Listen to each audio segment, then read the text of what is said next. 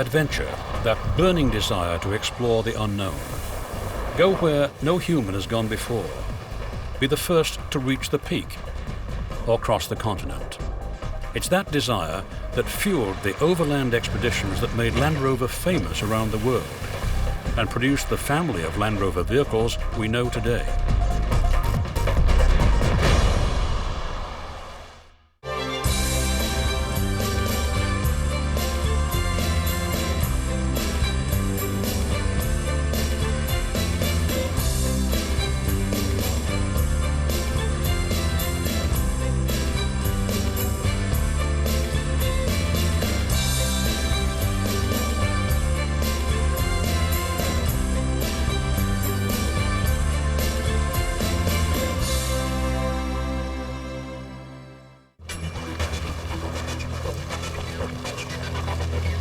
The Land Rover has become a passport to adventure for millions of off-road enthusiasts.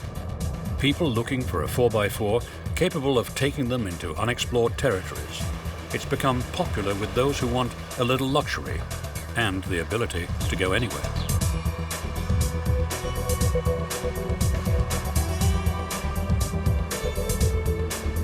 Being able to venture off the posted highways and forge your own way through the world can be an exhilarating experience. Modern SUVs have reignited the explorer's spirit, but few have the history of Land Rover.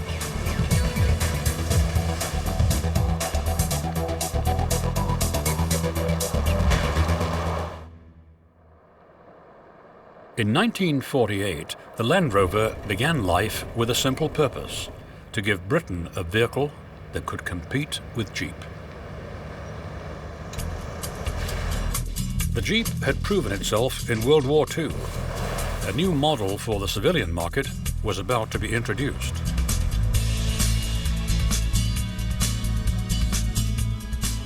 But across the Atlantic, in post-war Britain, plans were being made to unleash another consumer 4x4. The Wilks brothers, who ran the Rover car company, were working on an idea prompted by Maurice Wilks' fascination with his surplus Jeep. Maurice loved his Jeep, and the stout vehicle proved to be very handy around the farm. But he knew that it would eventually break down and parts would be impossible to find in England. The prospect of having to live without his Jeep gave Wilks an idea. Why not build his own? The war had devastated the Rover car company. Raw materials were rationed. But if Wilks could prove that he could export his new vehicle and bring hard currency into the country, he'd get what he needed. Tom Barton was one of the leaders responsible for the design and building of the original Land Rover.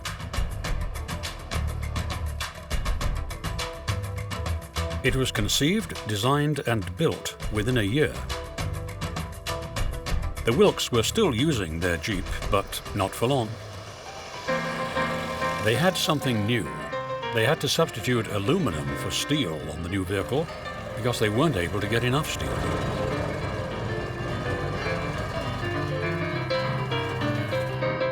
The Land Rover was a huge hit at the 1948 Amsterdam Motor Show.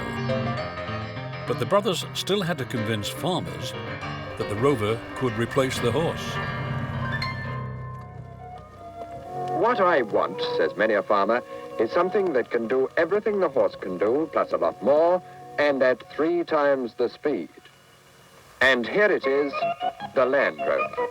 A tough, chunky, cheeky, versatile vehicle with an unlimited capacity for hard work. They were right. There was more demand for the little Land Rover than they could fill. The plucky vehicle sported an 80-inch wheelbase, topped off with a 52 horsepower, 4-cylinder engine and 4-wheel drive.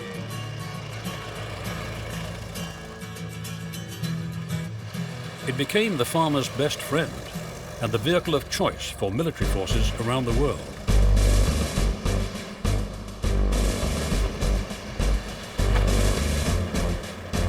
A promotional film made by the company more than 50 years ago describes the Land Rover. There's something about the purposeful, functional Land Rover that makes an irresistible appeal to the young and the young in heart. How's she different from an ordinary car? Jump in and I'll show you.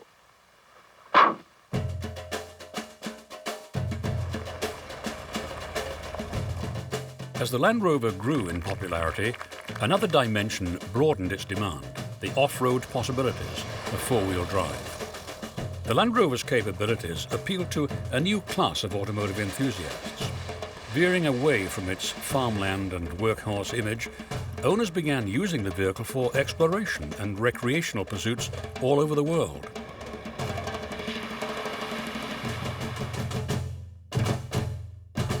It's claimed that the first vehicle ever seen by 1/3 of the world's population was the Land Rover.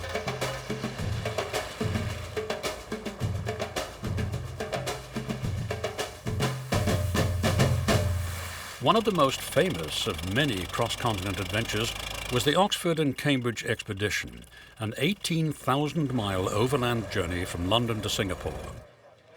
Driving the first motorized vehicles ever to use this overland route, the expeditionary drivers were greeted by curious crowds, international press coverage, and champagne toasts on their arrival.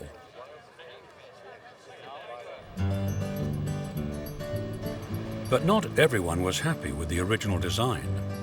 Barbara Wilkes complained to her husband Morris that the vehicle was not female-friendly. She wanted more comfort and fewer sharp edges, which, she said, ruined any number of stockings.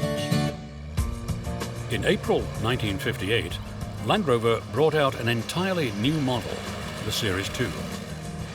It featured a long list of modifications, a larger rear window to improve visibility, rounded quarter lights and fenders. Windows were made of non-scratch glass, and the doors had external handles with locks. The changes made the Series 2 easier to drive without sacrificing durability. Orders flooded in from many countries. They were exploring the jungles of Africa, serving on the front line, and doing jobs few other vehicles could tackle.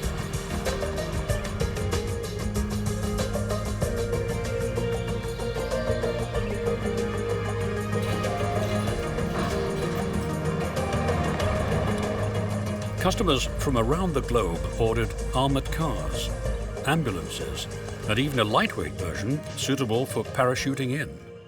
And of course, everywhere the Army goes, the Land Rover goes too. Here she goes, weighing well over a ton with trailer. And here she comes, safe and sound. However, in America, the Land Rover was still something of a curiosity. A few had been imported over the years, but they were a rare sight. And while vehicles such as the Scout and the Bronco were being successfully introduced, on the trails of America, the Jeep was still king.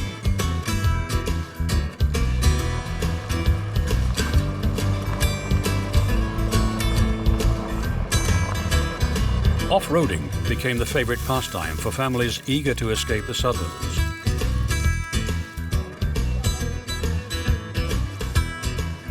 But very few of them were doing it in a Land Rover.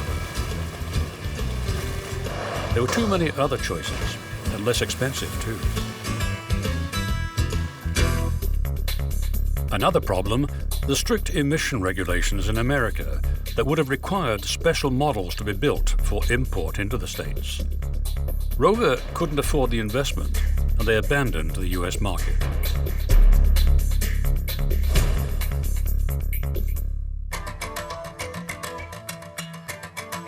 But in England, the Land Rover was the vehicle of choice for off-roading. Seeing how people were actually using 4x4s prompted the company to develop a more civilized vehicle, one that could be at home in the city as well as in the country. Ben King, a young engineer, was chosen to head up the project after successfully developing an innovative gas turbine car.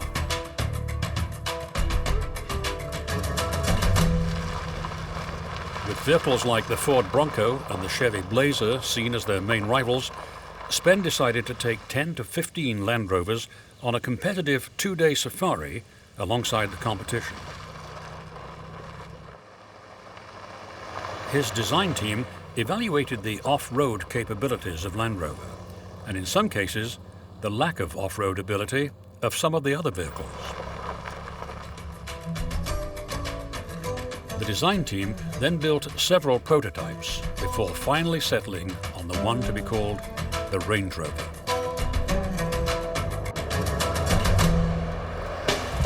Coming to market in 1970, it sported a new V8 engine that was powerful and lightweight. Permanent four-wheel drive gave it predictable traction. With its introduction, the new Range Rover, like the Land Rover 22 years before, became the automotive rage in Europe.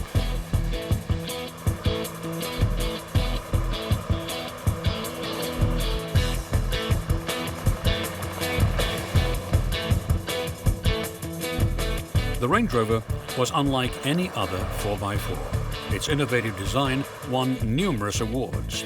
It was even displayed at the Louvre in Paris as automotive art.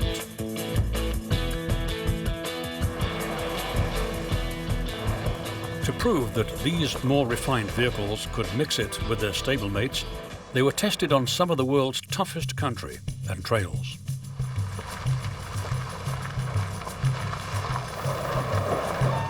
They crossed the Sahara, battled Panama's Darien Gap, traversed rough terrain from Alaska to the tip of Africa, all to prove that Range Rovers could go anywhere.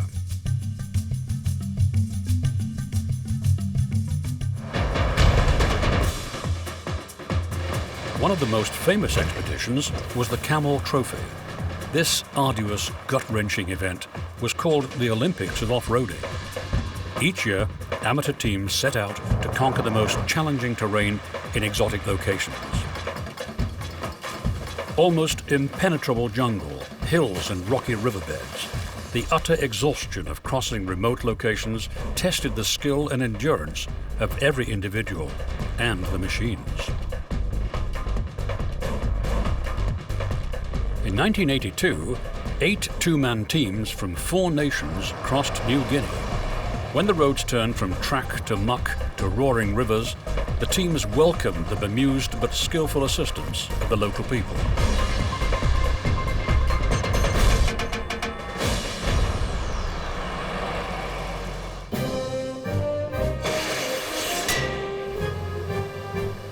Land Rover was quick to exploit the adventurous mystique of their rugged vehicles with a series of outrageous television commercials.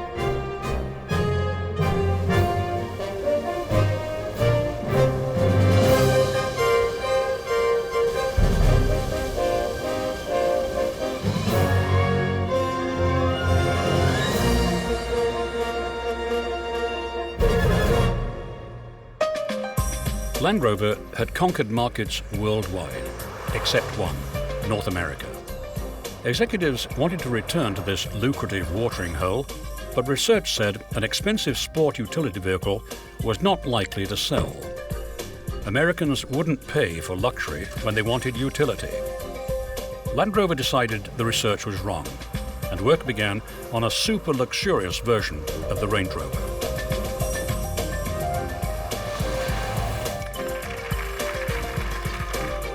In 1987, the company offered American buyers an exclusive Range Rover, loaded with options never before seen on a 4x4. Power seats, locks and windows, a sunroof, leather, wood trim, and a premium stereo system. The gamble paid off. It sold out.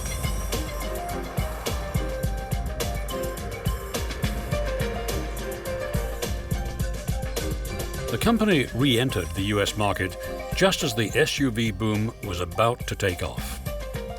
Range Rover stood out as the only upscale model in the pack. An expedition was mounted to prove that it was more than an oversized family sedan. In In 1989, a convoy of 8 Range Rovers made the first 1,000-mile crossing of North America's Continental Divide by motor vehicle.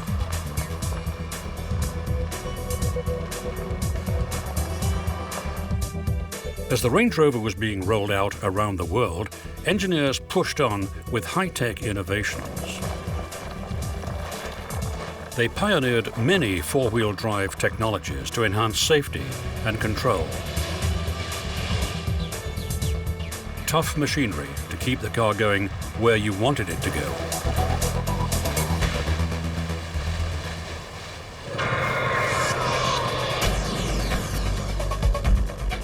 By the end of the decade, Rover needed a new vehicle to compete with sophisticated and reliable Japanese models like the Toyota Land Cruiser.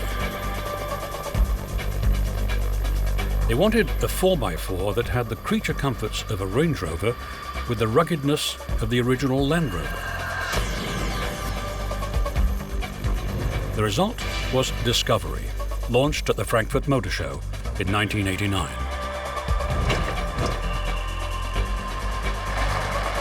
Available only in a sporty 3-door model, the Discovery was marketed to a younger, less conservative driver. When it arrived in North America, Four Wheeler magazine named it the 1995 Four-Wheeler of the Year. But following unfortunate British automaking tradition, it had its teething problems. Like the Land Rover models before it, Discovery joined the expeditionary ranks. The Camel Trophy was by now so popular that 1 million people applied for this tough off-road journey every year. Discovery drivers signed on to the crossing of Siberia.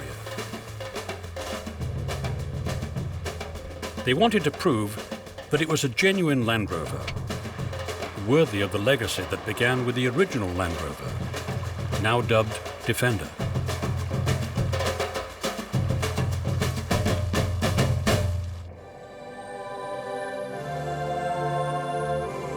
With the 1990s came an explosion in the sport utility market. New ones arrived from Lexus, Hummer, and even Cadillac.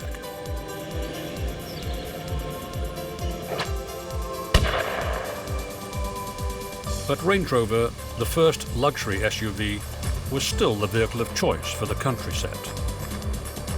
The company capitalized on its image and began to promote Land Rover as part of a lifestyle. And it was only a matter of time before owners of these go-anywhere vehicles decided to put them to the test.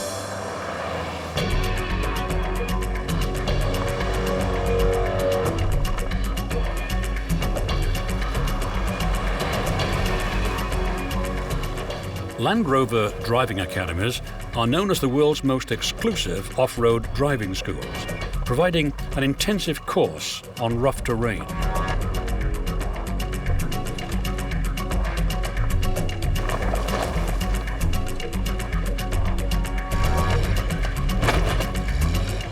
The program equips owners with the tools to explore some of the most beautiful places on Earth.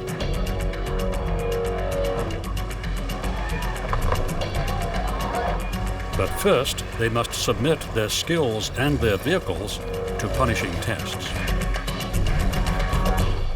In 1994, the Range Rover celebrated its 25th birthday with a new model. Built in a new assembly plant, it was the most technically advanced vehicle they'd ever produced.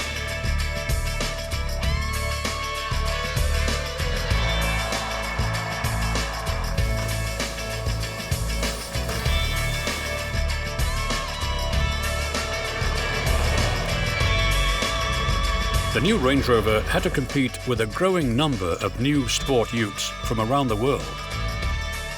It wasn't enough to have heritage on your side. To distinguish itself from the rest of the pack, Land Rover concentrated on improving the buying experience. They did away with the traditional showrooms and put the sales force in casual clothes.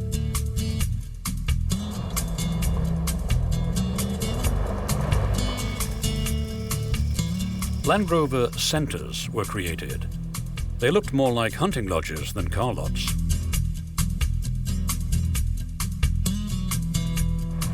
They even gave buyers the opportunity to put their new SUV to a real test.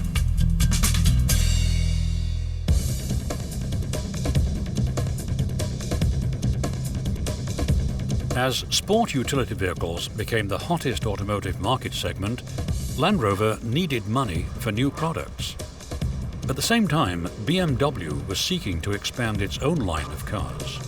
They looked at the array of brands owned by Land Rover's parent company: Rover, Triumph, Mini, MG and Land Rover, and in 1994 they purchased the lot. In 1996, Land Rover turned 50.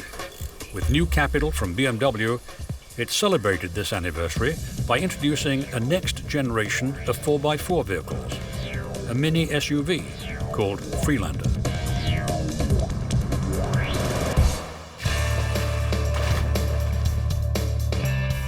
It was the first Land Rover without a separate chassis frame and the first with a transversely mounted engine.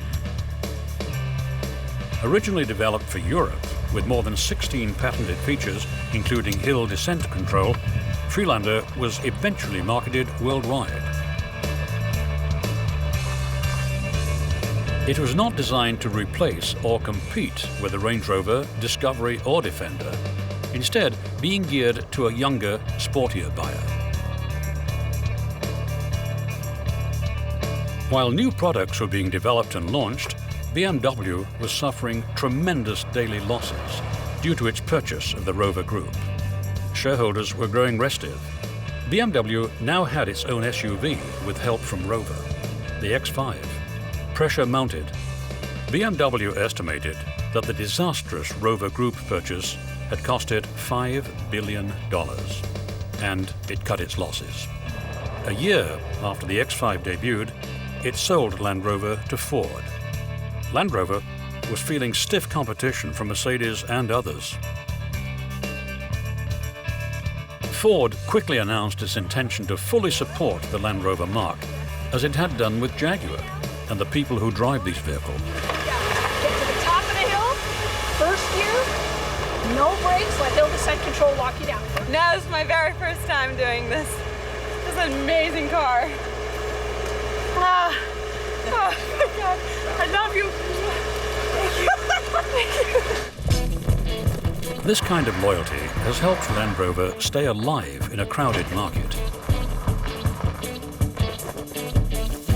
Owners are sometimes rewarded at special events, like this introduction of the Discovery 2 at a lodge in Colorado. Here, many owners are able to put the off-roading capabilities of these vehicles to the test, often for the first time.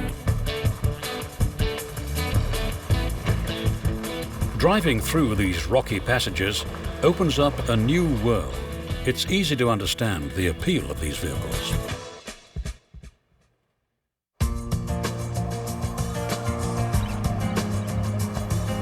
Today, Land Rover is recognized around the world as a pioneer in the 4x4 market. It has managed to combine an image of luxury and utility, refinement with ruggedness. It's traveled from a basic utilitarian product in 1948 to become a true automotive icon. It's been estimated that 3/4 of all Land Rovers ever built are still in use today. Land Rover's energy and innovative thinking hasn't changed much in half a century, but the technology has. This is where the future of Land Rover lies, as well as in the heart and soul of every great explorer, who never let the absence of a road interrupt the quest for new adventure.